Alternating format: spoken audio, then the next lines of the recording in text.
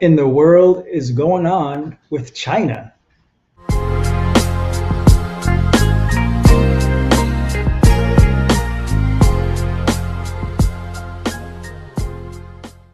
What's going on, everybody? My name is Julian Cameron, the host of Straight Talk. Like this video, share this video, and let me know what you think in the comments. Chinese super soldiers. Let's talk about it. But first, Texas is actually going to the Supreme Court to challenge the presidential election results, and they're being backed by 21 other states. And this effort is led by Senator Ted Cruz. So stay tuned. Also, Canada officials are saying that they won't mandate the vaccine, but those who refuse to take the vaccine will be restricted from certain aspects of society. So keep an eye out for that. Okay, so Chinese super soldiers. What the heck is all that about? Earlier this week, the Director of National Intelligence, Dan Ratcliffe, was on an interview on Fox News where he said, and I quote, "China is creating a new generation of super soldiers using gene editing to make them stronger and more powerful." Yeah, he then went on to say that their aim is to dominate militarily, technologically, and economically. I actually have a clip here of it, so take a look at this, and you can hear him say it for yourself.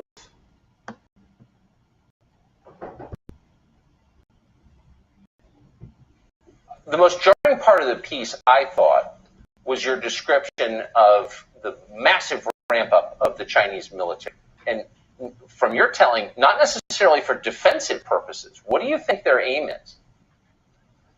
Well, again, dominate militarily, technologically, and economically. On the military front, they've already achieved having the largest navy of any country in the world. From a military force standpoint, the People's Republic of China has a military of 2 million.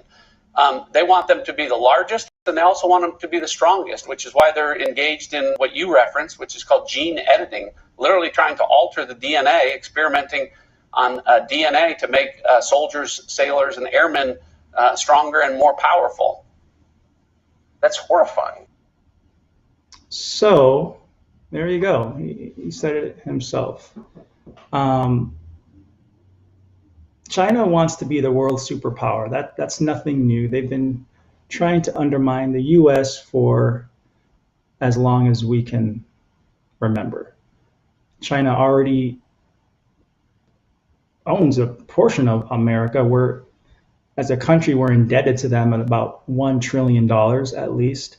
Their hands are in everything. They influence our entertainment industry, Hollywood, even there was an incident with the NBA where they had to apologize to China. And by the way, there's a possibility that they could own a sample of your DNA because they own the companies that harvest that data. So what is keeping America the world superpower? I believe it's our military might. But anyway, back to the topic of super soldiers. Sounds like something out of a science fiction movie or Captain America, right? Sounds pretty ridiculous and far-fetched, right? Well, in seminary, I actually did a paper on the topic of reproductive technologies. So I covered the research of cloning, genome editing, designer babies, transhumanism. You might know what some of these topics mean, but all taking place today. Cloning in one form or another is happening with animals. We got hybrid animals coming about. Genome editing is what John Ratcliffe was talking about. They're modifying the the DNA structure of people to make them stronger. This happens right now with designer babies. You might be familiar with the term designer babies, but this is not something of the future, but it's something that's taking place right now. If you wanted to, you could choose your baby's gender, their hair color, their eye color. You can edit out disease-prone genes. Matter of fact, I have a website here that offers that service. I'm just going to show that to you real quick. So here's a website available, and the service is available in the United States, Mexico, and India, where you can choose your baby's eye color. Call toll-free to schedule a visit. This is just one of many instances of organizations that are doing this kind of work. Elon Musk is actually, and other organizations are tampering in this area, especially when it comes to transhumanism, which is, essentially connecting a computer to a human. Elon Musk did a study where he was able to manipulate an animal's brain using a computer and control it in a sense.